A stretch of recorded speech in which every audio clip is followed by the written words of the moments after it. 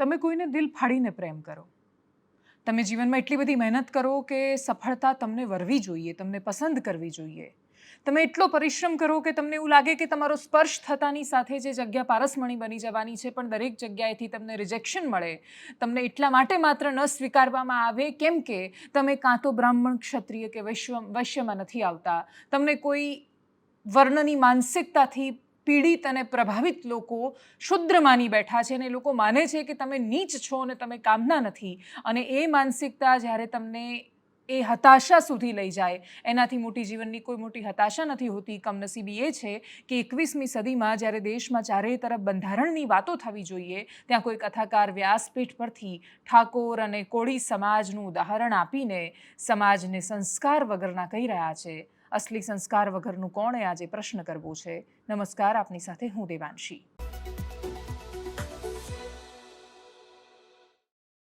વ્યાસપીઠનો ઉદ્દેશ્ય શું હતો? વ્યાસપીઠનો ઉદ્દેશ્ય છે આપણી સંસ્કારથી ભરેલી એ વાતો અને વાયકાઓ આપણા સુધી પહોંચે. આપણા લોક કલાકારો પણ મનોરંજનની સાથે સાથે આપણા સુધી બધી વાતો પહોંચાડી રહ્યા છે જે આપણી અંદર ચરિત્રનું નિર્માણ કરે છે. આપણે એ કહાનીઓ સાંભળીને શ્રીરામના ચરિત્રને જાણીએ છીએ. આપણે એ વાર્તાઓ થકી, એ વાયકાઓ થકી અને આપણા ઇતિહાસ થકી આપણે શ્રી કૃષ્ણ વિશે જાણીએ છીએ. આપણે શ્રીમદ ભગવદ્ ગીતાના ઉપદેશને જાણીએ છીએ. ક્યારેક આપણે શ્રીમદ ભાગવત સાંભળીએ છીએ, ક્યારેક દૈવિક ભાગવત સાંભળીએ છીએ, ક્યારેક પુરાણને સાંભળીએ છીએ, ક્યારેક રામાયણને સાંભળીએ છીએ, રામચરિતમાનસને સાંભળીએ છીએ. જે લોકો વાંચ્યા છે, જે લોકોએ આ શાસ્ત્રો, એમને ખબર હશે કે વાલ્મીકી રામાયણ જે લખાયું એના પછી જે રામચરિતમાનસ જે અત્યારે સૌથી વધારે પ્રચલિત છે, બંનેમાં ઘણા બધા કિસ્સાઓ છે એ કાઢી દેવામાં આવ્યા. વાલ્મીકી રામાયણ જ્યારે લખાયું ત્યારે સમાજમાં જે પ્રાસંગિક હતું, એ રામચરિતમાનસ જ્યારે વારાણસીમાં ગંગાના ઘાટ પર તુલસીદાસ લખી રહ્યા હતા ત્યારે ઘણું બધું હતું કે જે એ સમાજ માટે પ્રાસંગિક નહોતું, એ સમાજ માટે સ્વીકાર્ય નહોતું. અને તુલસીદાસ ખૂબ મહાન રામના એટલા મોટા ભક્ત હોવા છતાં એમણે રામાયણના ઘણા બધા હિસ્સા હતા કે જે ન સ્વીકાર્યા, એમણે ન લખ્યા. એમણે એ સમયે રામાયણ આપ્યું કે જે એ સમાજને કદાચ એ વખતે સ્વીકાર્ય હશે. આજે તમે જ્યારે એ રામચરિતમાનસ પણ કહેવા બેસો છો ને એમાંથી પણ ઘણું બધું, ત્યારે જો તમે મૂળ ભાવનાને બાજુ પર મૂકીને માત્ર કોઈની જાતિના આધાર પર તમે એને તુચ્છ ગણાવવા માંડો છો તો તમે તુચ્છ છો. વ્યાસપીઠ શબ્દ વેદવ્યાસ પરથી આવ્યું છે. એ મહર્ષિ વેદવ્યાસ કે જેમની પરંપરા જ્ઞાનની પરંપરા રહી છે, જેમના માનસપુત્ર શુકદેવના મારફતે આપણે અનેક કથાઓ સાંભળી છે. શુકદેવજીએ રાજા પરીક્ષિતને કહેલી કથા આપણે શ્રીમદ ભાગવતના સ્વરૂપમાં વર્ષોના વર્ષ સાંભળીએ છીએ, એને આપણે વ્યાસપીઠ કહીએ છીએ. અને એ વ્યાસપીઠ પર બેસેલા માણસ જ્યારે ઉદાહરણ આપતી વખતે એવું કહે, અને એ પણ ઠાકોર અને કોળી સમાજનું ઉદાહરણ આપીને, તમે રાજ્યની 50% વસ્તીને નીચ અને સંસ્કાર વગરની કહેવાની કેવી રીતે એનું હિંમત કે દુસ્સાહસ કરી શકો છો? તમે એ બોલ્યા એનાથી વિશેષ પ્રશ્ન એ છે કે આવા તો કેટલા માણસો હશે કે જેમના માનસમાં મગજના એક ખૂણામાં ખરેખર ગંદકી પડેલી છે. આ કોઈ સ્લીપ ઓફ ટંગ નથી, બોલતી વખતે જીભ લપસી ગઈ એ પ્રકારનો આ કિસ્સો નથી. જે બોલી રહ્યા છે એમનું નામ કથાકાર રાજુ બાપુ છે, વેરાવળ પંથકના છે, ગીર સોમનાથની આજુબાજુના. એમણે એક નિવેદન આપ્યું છે. કથામાં એ કથાની સાથે સાથે લોકો સમાજની સાથે જોડીને સમાજનો સાર એકબીજાને કહેવા માટે મથે છે. એ સારમાં વારંવાર બહુ જ સરળતાથી ટાર્ગેટ લવ મેરેજીસ હોય છે, પ્રેમ લગ્નો. અને એ પ્રેમ લગ્નોમાં, એ પ્રેમ લગ્ન બહુ બધા લોકોનો ગમતો વિષય છે, રાજનેતાઓનો ગમતો વિષય છે, એક્ટિવિસ્ટનો ગમતો વિષય છે, કથાકારોનો ગમતો વિષય છે. અને એની અંદર સૌથી વધારે જો કુપાત્ર જો કશુંક હોય તો એ પ્રેમ ત્યારે ખરાબ થઈ જાય છે જ્યારે એ સમાજની બહાર થાય છે. સમાજની અંદર થતા પ્રેમ લગ્નો અથવા છોકરાના પ્રેમ લગ્નો વિશે મોટા ભાગે સમાજને વાંધો નથી હોતો.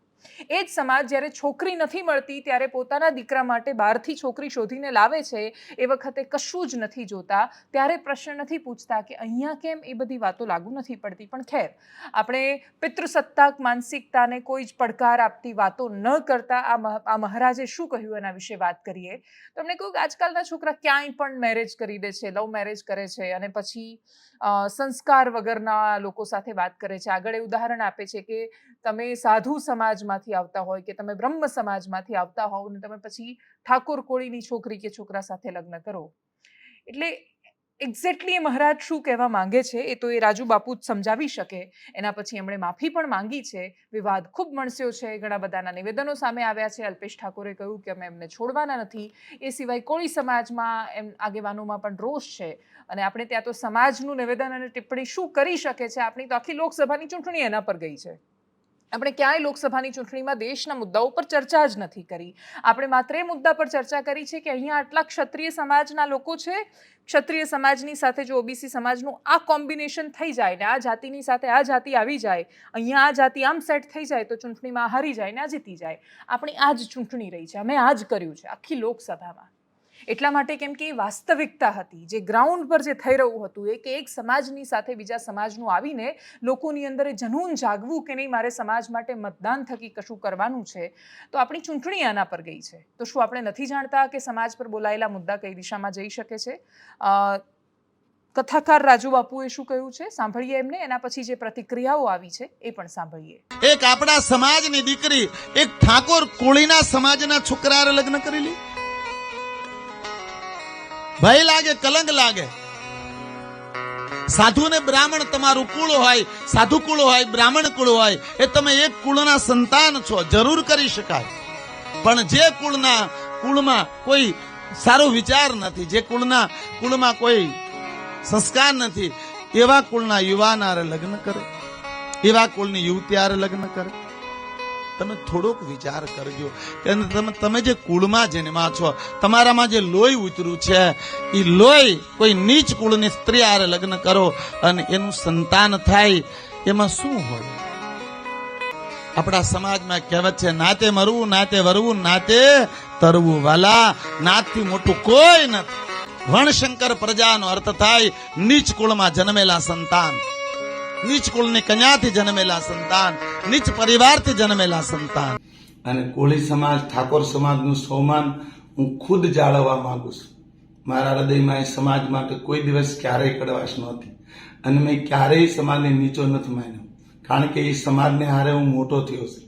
એ સમાજ મારો પાડોશી છે. એ સમાજની સાથે હું રમી ભમીને જીવો છું. છતાં પણ કોળી ઠાકોર સમાજને અમારું વક્તવ્ય કડવું લાગ્યું છે.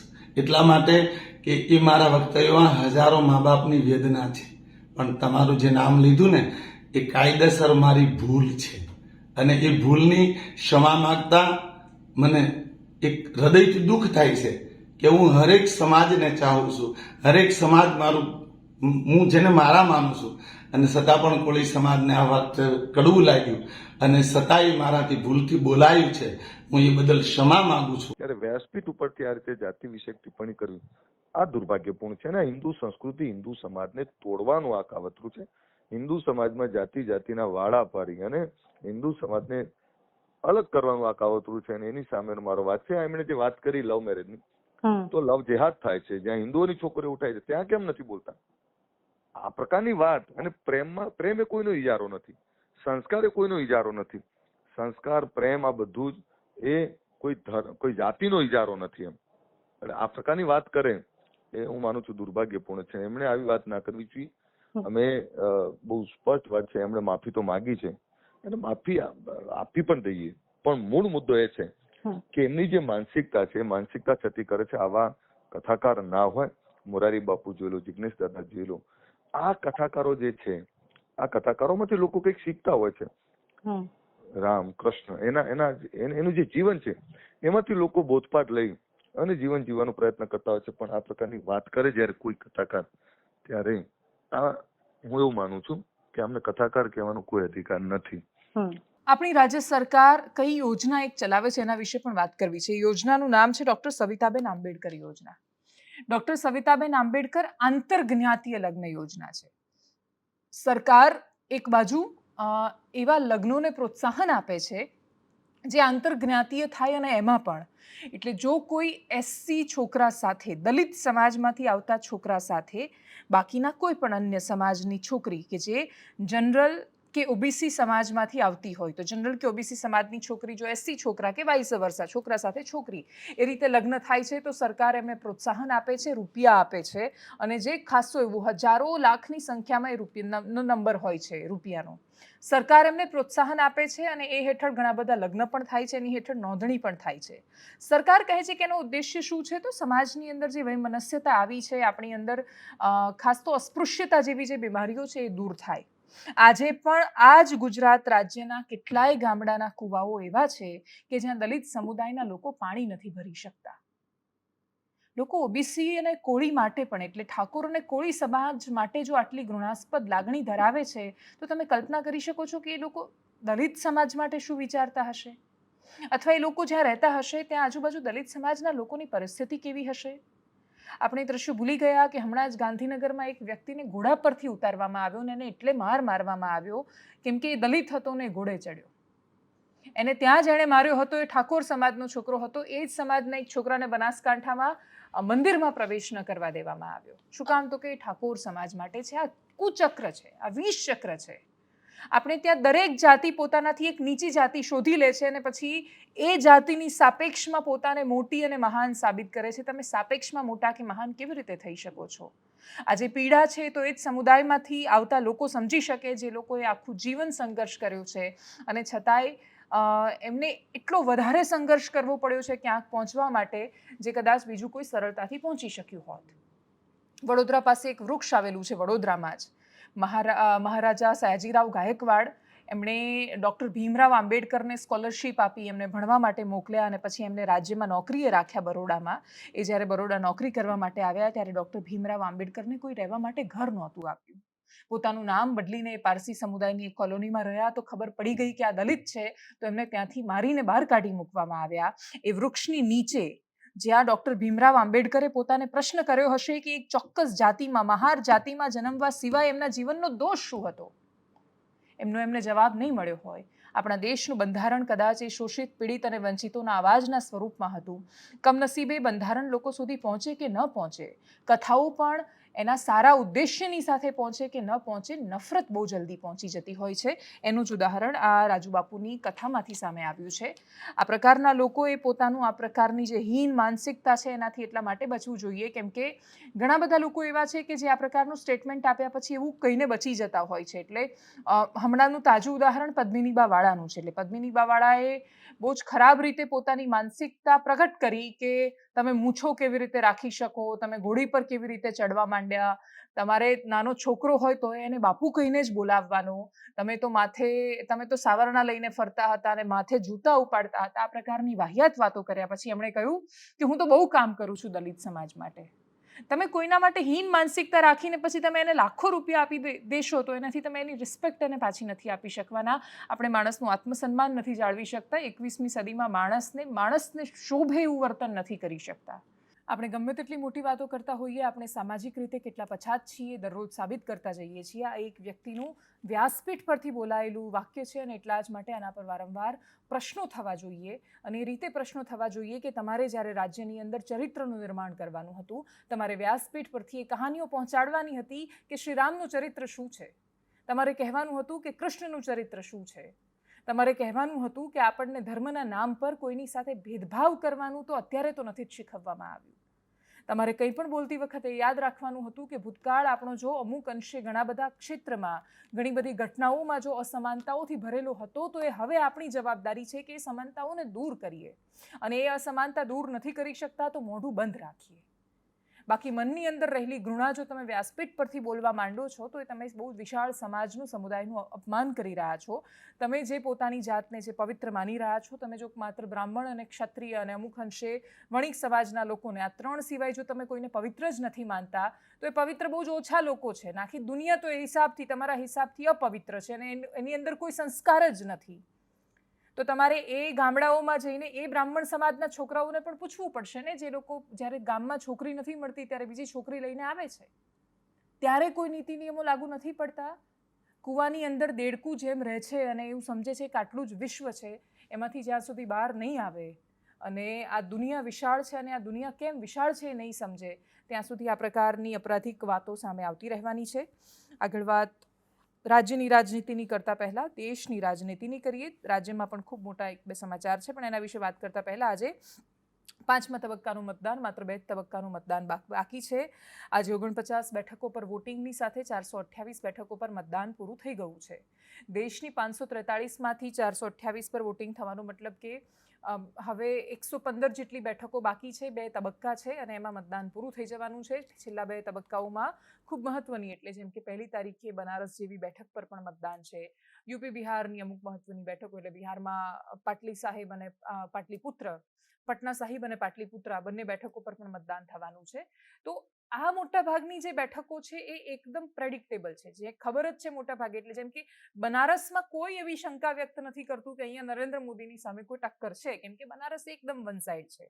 બનારસના વન સાઇડ જવાના કારણો છે. જે લોકો આજથી 10 વર્ષ પહેલા બનારસ ગયા છે અને પછી ગયા છે, એમણે બનારસને જબરદસ્ત રીતે બદલતા જોયું છે. ત્યાં પ્રધાનમંત્રી મોદીએ 2 લાઇનથી પોતાનું કેમ્પેઇન વધાર્યું છે. એક છે હમાર મોદી હમાર કાશી અને બીજું છે વિરાસત ભી વિકાસ ભી. એટલે ત્યાં તમે જાઓ તો તમને જળવાયેલું દેખાય કે ત્યાં વિરાસત એટલે કે વારસો પણ સચવાયેલો છે અને સાથે વિકાસ પણ થયો છે.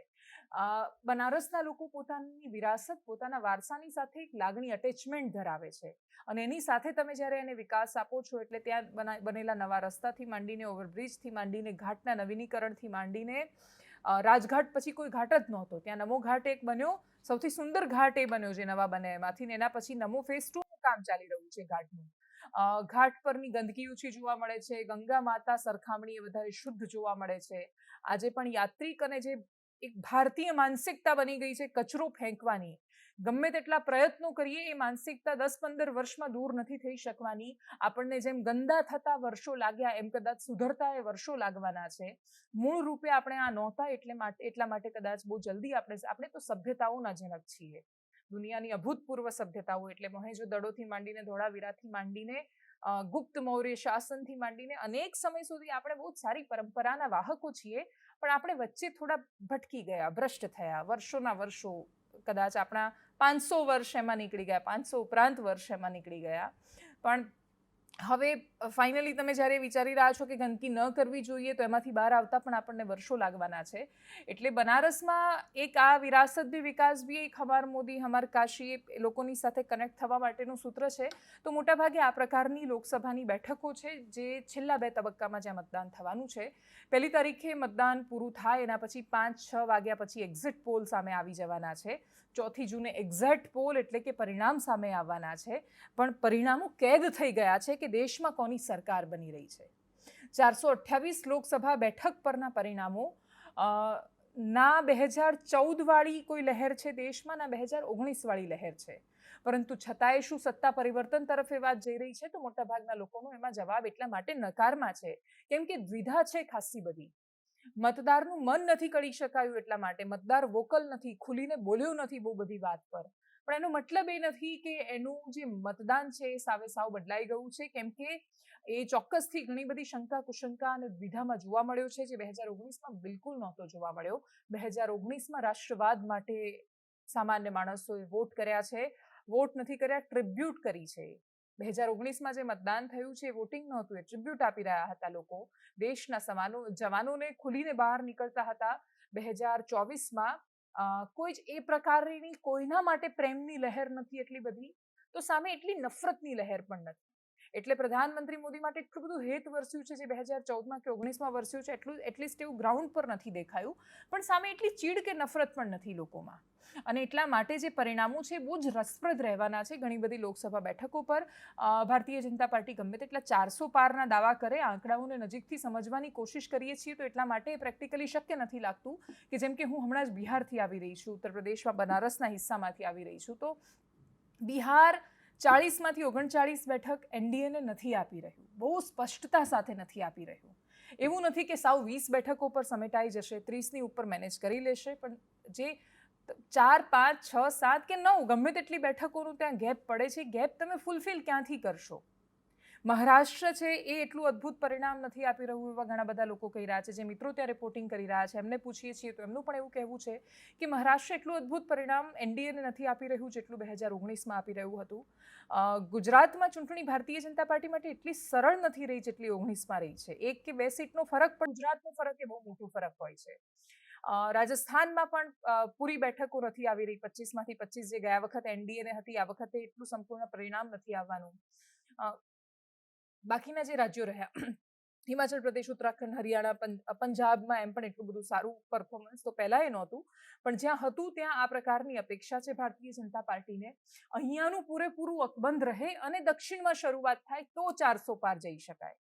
અને એના માટે આપણે એવું માની લઈએ કે તેલંગાણા કે આંધ્રમાં પ્રવેશની સાથે ભારતીય જનતા પાર્ટી સારું પરિણામ લાવી રહી છે, કે પછી પશ્ચિમ બંગાળમાં પોતાનું પરફોર્મન્સ સુધારી રહી છે, પણ કર્ણાટક, મહારાષ્ટ્ર, બિહાર, રાજસ્થાનની ગેપ ત્યાં પૂરી થશે એટલું રહેશે કે શું એ ખબર નથી. જમીન પરની પરિસ્થિતિને જોતા 400 પારનો લક્ષ્યાંક પાર કરતા ભારતીય જનતા પાર્ટી આ વખતે તો 2024માં નથી દેખાઈ રહી. ગુજરાતીમાં કહેવત છે કે નિશાન ચૂક માફ પણ નહીં માફ નીચું નિશાન. કદાચ એ જ સંદર્ભે ભારતીય જનતા પાર્ટી એટલો મોટો ટાર્ગેટ રાખ્યો છે, એટલા માટે કે તમે ટાર્ગેટ ઊંચો રાખો તો એટલીસ્ટ જીતવાની તો ગેરંટી તમને રહેતી હોય છે. એ આખો માઇન્ડસેટ સાથે ભારતીય જનતા પાર્ટી લડી રહી છે.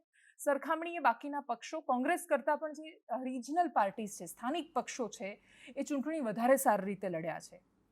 એટલી સારી રીતે લડ્યા છે કે બિહારમાં આવનારી વિધાનસભાની ચૂંટણી તેજસ્વી યાદવ માટે ટાર્ગેટ છે, તો અખિલેશ યાદવ પણ ઉત્તર પ્રદેશની વિધાનસભા પર ડેફિનેટલી મતદાર રાખી રહ્યા છે. દક્ષિણ ભારતના સ્થાનિક પક્ષો માટે પણ પોતાનું અસ્તિત્વ એ સૌથી મોટો પડકાર છે. જ્યારે રાષ્ટ્રીય પક્ષો આવે છે ત્યારે ઘણા બધા સ્થાનિક પક્ષો છે એમનો સફાયો થઈ જતો હોય છે. આ વિચાર માટે બે પ્રકારના વિચારો મુખ્ય ચર્ચામાં આવતા હોય છે. એક લોકો કહે છે કે સ્થાનિક પાર્ટીઓ બહુ જ કરપ્ટ હોય છે, બહુ જ નુકસાન કરે છે, રાષ્ટ્રીય પક્ષો જ હોવા જોઈએ તો એના વિકાસ બહુ જલ્દી થાય. ગુજરાતનું આપણી પાસે સૌથી મોટું ઉદાહરણ છે. તો બીજો પક્ષ એ પણ છે કે દરેકનું પોતાનું સ્થાનિક એક એની લાગણી હોય છે, અને એ લાગણી જો એનો અસ્તિત્વ નથી ટકી શકતું તો ઘણા બધા પ્રશ્નો રહેતા હોય છે. બીજું કે ભારત એક ગણતંત્ર છે, અને ગણતંત્રનો મતલબ એ થાય છે કે આપણે ગણોનો સમૂહ છે અને આપણે બધા ભેગા થઈને એક રાષ્ટ્ર બનીએ છીએ. આપણે અનેકતામાં એકતામાં માનીએ છીએ, એટલે આપણી વિવિધતા જ આપણી ઓળખ છે. આજે તો સેલિબ્રિટી વોટિંગ હતું. બહુ જ બધા સેલિબ્રિટીઝ મુંબઈમાં વોટિંગ કરવા માટે નીકળ્યા હતા. દેશમાં ચૂંટણીના અનેક તબક્કાઓમાં, જેમ કે ગુજરાતમાં ચૂંટણી હોય તો પ્રધાનમંત્રી મોદી કે પછી ગૃહમંત્રી અમિત શાહ આવીને વોટિંગ કરે તો આખા દિવસમાં સૌથી વધારે ચર્ચાનો વિષય એ બને. તો એ રીતે સૌથી વધારે પ્રતીક્ષા મુંબઈના વોટિંગની હોય છે, કેમ કે મુંબઈમાં મતદાન હોય તો મુકેશ અંબાણીથી માંડીને બાકીના બધા સુપરસ્ટાર ફિલ્મી કલાકાર એ લોકો નીકળતા હોય છે મતદાન કરવા માટે. જે દ્રશ્યો સામે આવ્યા એ જોઈએ.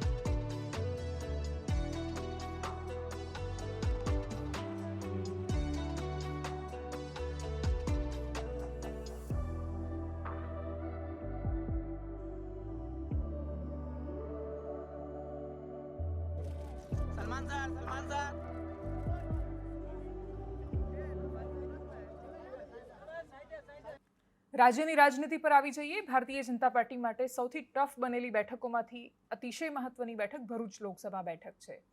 ત્યાં મતદાનનો જે આંકડો સામે આવ્યો, ડેડિયાપાડામાં 85% જેટલું મતદાન થવું, ઝઘડિયામાં બહુ જ સારું મતદાન થવું, ક્ષત્રિયોનું મતદાન મનસુખ વસાવાએ પોતે સ્વીકાર્યું કે એટલું બધું ફેવરમાં નથી ગયું, એમના પક્ષમાં નથી ગયું. એટલે ઘણા બધા આંકડા છે. જ્યારે ઉમેદવાર પોતે, એમણે તો આવીને એવું કહ્યું છે કે ભાઈ 5 લાખની લીડ પાર નહીં કરીએ પણ 3 લાખની આજુબાજુ રહીશું. પણ ઉમેદવાર જ્યારે સામે આવીને આ પ્રકારની શંકા કુશંકા વ્યક્ત કરે ત્યારે ઘણા બધા પ્રશ્નો થતા હોય છે. એના પછી ચૈતર વસાવા અને મનસુખ વસાવાની વચ્ચે એ પ્રકારનો સંગ્રામ જોવા મળ્યો જે સામાન્ય રીતે અપેક્ષિત નહોતો. સાંસદ અને ધારાસભ્યની વચ્ચે મનસુખ વસાવા એક કચેરીમાં હતા, ચૈતર વસાવા ત્યાં પહોંચ્યા, બંને વચ્ચે જબરદસ્ત બવાલ થઈ અને એના પછી ગઈકાલે રાત્રે મનસુખ વસાવાએ એક બહુ લાંબો ટ્વિટર પર થ્રેડ લખ્યો છે. એમણે આખી કહાની ટ્વિટર પર લખી છે અને જેની અંદર નરેશ એન્ડ કંપની વિશે ઘણું બધું લખ્યું. ટ્વીટ વાંચતા વાંચતા અમે વિચારતા હતા કે કોના વિશે કહી રહ્યા છે મનસુખ વસાવા, નરેશ એન્ડ કંપની? ચૈતર વસાવા વાળું તો સમજાયું. એમાં જે એમણે એવું લખ્યું છે કે એક ઇન્ટરવ્યુમાં ચૈતર વસાવા મારા માટે બહુ સારું બોલ્યા હતા, અને હું જ્યાં સુધી રિકોલ કરી રહી છું ત્યાં સુધી કદાચ એ અમારો જ ઇન્ટરવ્યૂ હતો જેમાં નેતાજીના ચશ્મામાં ચૈતર વસાવા જસ્ટ ધારાસભ્ય બન્યા એ વખતે, આજથી 1.5 વર્ષ પહેલાં અમે ડેડિયાપાડા રિપોર્ટિંગ માટે ગયા હતા અને ત્યારે ચૈતર વસાવાની સાથે વાત કરી હતી. તો કદાચ એ ઇન્ટરવ્યૂમાં મેં એમને પૂછ્યું હતું કે ભાજપના કયા નેતા તમને ગમે છે, ત્યારે એમણે મનસુખ વસાવાનું બહુ નિખાલસતાથી નામ લીધું હતું. એના પછી ખબર પડી કે બીજા કોઈની વાત નહોતા કરતા, પણ ભરૂચના સ્થાનિક પત્રકાર પર આટલા આરોપ લગાવતા હતા. હવે કોઈ સાંસદ ભરૂચના પત્રકાર પર શું કામ પ્રશ્ન કરી રહ્યું છે? આ જ પ્રશ્ન સાથે અમે પત્રકારને ફોન કર્યો તો ખબર પડી કે પત્રકાર એવું બોલ્યા કે હું પણ ભાજપનો સૈનિક છું. તો આ પણ એક આશ્ચર્યજનક વાત કે ઘટનાક્રમ હતો કે પત્રકાર પણ ભારતીય જનતા પાર્ટી સાથે જોડાયેલા હોઈ શકે, પણ આવું ઘણી બધી જગ્યાએ છે કે જ્યાં પત્રકારો જ ભાજપ, કોંગ્રેસ, આમ આદમી પાર્ટી કે પછી બાકીના ઘણા બધા પક્ષો એની સાથે સંકળાયેલા હોય છે. ઉદાહરણ તરીકે ઈસુદાન ગઢવી જીએસટીવીમાં એક કાર્યક્રમ કરે છે, એટલે એ પત્રકાર પણ છે અને પોલિટિશિયન પણ છે, પાર્ટ ટાઈમ પત્રકાર છે. તો આવા ઘણા બધા કિસ્સાઓ જોવા મળે છે કે જે હવે બહુ આશ્ચર્ય નથી પમાડતા, પરંતુ આ જે ઘટનાક્રમ સામે આવ્યો એ ભરૂચ માટે બહુ જ સંદેહવાળી પરિસ્થિતિ ઊભી કરે છે. અને એ સંદેહ બીજો કશો જ નથી, પણ ભારતીય જનતા પાર્ટીને એક બાજુ પૂરો ભરોસો છે કે 25 લોકસભા બેઠક ભાજપ જીતી રહી છે. આ ભરોસો ભાજપના સંગઠનને જબરદસ્ત રીતે ઊભું કરનાર CR પાટીલનો છે, અને એટલા માટે મોટા ભાગના લોકો એ વાતને અતિશય ગંભીરતાથી લઈ રહ્યા છે, કેમ કે 150 પારની વાત 2022માં CR પાટીલના સમયમાં જ સાબિત થયેલી છે. પણ 2022 અને 2024ની ચૂંટણીઓ ખાસી અલગ છે. એટલી હદે અલગ છે કે વોટના એટલા ભાગલા નથી પડ્યા જેટલા ભારતીય જનતા પાર્ટીને અપેક્ષિત હતા. કાર્યકર્તાઓના મદાર પર ચૂંટણી લડવા માટે તમે નીકળો ત્યારે તમારે સૌથી મોટો પ્રશ્ન એ રહેતો હોય છે કે એ કાર્યકર્તા શું તમારા મદાર પર પોતાનું ભવિષ્ય જોઈ રહ્યો છે, કે પછી એ પોતાની અંદર એ સફોકેશન ફીલ કરી રહ્યો છે, ગોંગળામણ એને લાગી રહી છે પાર્ટીની અંદર કે આટલા બધા લોકો ભરાયા, અમે છીએ એટલા ને એટલા, તો મારું સ્થાન ક્યાં? તો ભરૂચમાં આ વાતો ખાસી લાગુ પડે એમ છે. મનસુખ વસાવાની સાથે સંગઠન ભારતીય જનતા પાર્ટીનું પહેલેથી એક્ટિવ નહોતું, અને બધાની વચ્ચે જ્યારે ટ્વિટર પર કોઈ પત્રકાર માટે આટલું લાંબુ લખી રહ્યા છે કે ભાઈ એ પત્રકાર મારા વિશે ઇન્ટરવ્યુમાં આવું બોલે છે, તો એમને ઇન્ટરવ્યુમાં કશુંક બોલવાનો આટલો વાંધો પડી રહ્યો છે, તો એનો મતલબ કે સૌથી શંકાસ્પદ જે બેઠકો છે એમાં ટોચની બેઠક આણંદ અને ભરૂચ લોકસભા બેઠક છે. આ ઘટનાક્રમમાં શું પ્રતિક્રિયાઓ સામે આવી, સાંભળીએ. બેન, હવે સામાજિક સંબંધોની અંદર પણ રાજકારણ જો એ લઈ આવતા હોય તો આપણને શું વાંધો હોય? એ જે એવું કહે છે કે મેં આને આવું કીધું કે દારૂ પીધું, ભાઈ તો આ ચૈતર વસાવા સાથે જે કોઈ હતા એ આદિવાસીઓ નહોતા. એમણે આ ફ્રસ્ટ્રેશન કઈ લેવાનું? અને મારી પાસે તો પુરાવા સાથે છે. એમણે જે કઈ આક્ષેપો કર્યા છે એને હું બહુ જલ્દી ડોક્યુમેન્ટ સાથે જવાબ આપીશ. કારણ કે એમને અમે કેટલા સાથે રાખ્યા એ 2019 કે છે. હું તો મારી પાસે 2022 ઓગસ્ટનું વિઝ્યુઅલ બી છે, બધું જ વિઝ્યુઅલ છે. કેટલી ગંદી વાળો બોલ્યા છે, એ આદિવાસીઓ હેન્ડપંપ વાળા માણસને તતડાયો ત્યારે તે આદિવાસી નહોતો. અને જે કંઈ છે સ્પષ્ટ મનસુખભાઈને જે આવેદનપત્ર આપવું હોય, પોલીસ ફરિયાદ કરવી હોય તો કરે, પણ પત્રકારોને ઝુકાવવા માટે એ એમનું રાજકારણ ચલાવશે તો વધારે એમને નુકસાન જશે. રાજકારણમાં એ છે સેવાનું કામ એમણે કરવાનું છે. આપણે સેવાનું જ કામ કરીએ છીએ. સામાજિક ચેનલ નર્મદા કે નર્મદા એજ્યુકેશન વેલફેર ટ્રસ્ટ, એણે જે કંઈ પણ સેવા 25-30 વર્ષમાં ભરૂચ જિલ્લામાં શહેરમાં કરી છે એ આખું ફલક જાણે છે, મીડિયા જાણે છે. પણ હવે જયારે વાણી સ્વતંત્રતા છે, પત્રકાર એનું સિનિયર જર્નાલિસ્ટ તરીકે મારી પાસે કોઈ માંગે, મીડિયાની હું અભિવ્યક્ત કરું, એનાલિસિસ કરું અને મનસુખભાઈ ને બધું યાદ આવી જાય તો ક્યાં હતા મનસુખભાઈ અત્યાર સુધી? એટલે મને ખબર પડી છે એ ટ્વીટ કરી રહ્યા છે. એમની ટ્વીટ સામે મેં બી જવાબ આપ્યો છે અને હું એમને ઓન પેપર આપીશ. લીગલ પ્રોસિજર બી જે કઈ થતી હશે તે વિલ ડુ. કારણ કે આવું કોઈના દબાવવાથી કે રાજકીય દબાણ ઊભું કરીને કે કોઈને બદનામ કરીને મનસુખભાઈ કે કોઈ પણ ભારતીય જનતા પાર્ટીનો સૈનિક તો હું પણ છું, હું સભ્ય છું ભાજપનો, મનસુખભાઈ નથી ખબર. પણ આવું પત્રકાર તરીકેના મારા પત્રકારત્વ પર જો કોઈ દબાણ લાવવાની કોશિશ કરશે તો કોઈ સંજોગોમાં હું ઝૂકવાનું નથી. એનાલિસિસમાં અત્યારે બસ આટલું. જો આપ અમને યુટ્યુબ પર જોઈ રહ્યા છો તો સબસ્ક્રાઇબ કરો, ફેસબુક પર જોઈ રહ્યા છો તો ફોલો કરો, અમારા વિડીયોને શેર કરો, અમારી એપ્લિકેશનને આજે ડાઉનલોડ કરો. નમસ્કાર.